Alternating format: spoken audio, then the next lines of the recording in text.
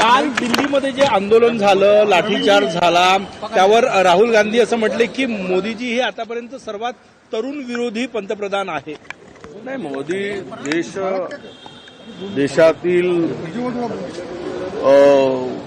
लोकशाही संपवणारेच पंतप्रधान असतील अशी सुद्धा सगळ्या सोशल मीडियावर जोरात चर्चा सुरू आहे.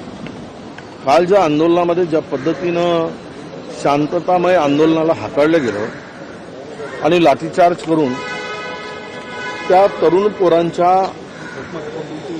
पोरांना जखमी केलं गेलं, ज्या पद्धतीनं पोलीस गुंडगिरीसारखे वागत होते, यावरून जंतर मंतर हे लोकशाहीच्या आणि या देशातील जनतेच्या हक्काचं एक केंद्रस्थान आहे की जिथे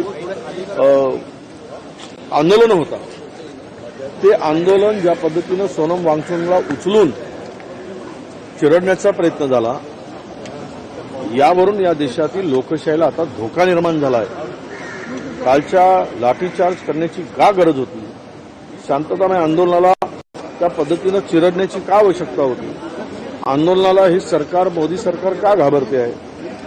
आणि म्हणून कालच्या घटनेचा आम्ही निषेधच करतो आणि ते करणं, ते टाळलं असतं तर बरं झालं असतं. पण असं आहे की त्या कालच्या आंदोलनाला ज्या पद्धतीनं हाताळलं गेलं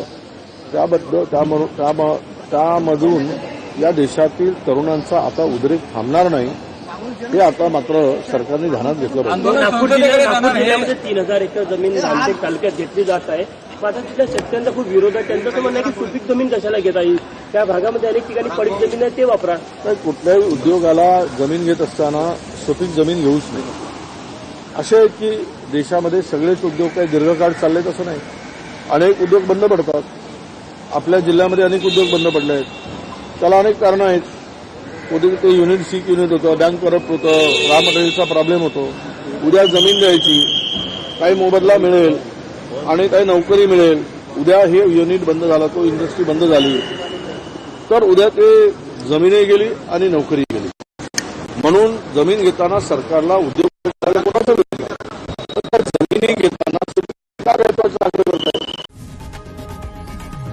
लोकशाही मराठी ऐका, पहा, जागरूक रहा.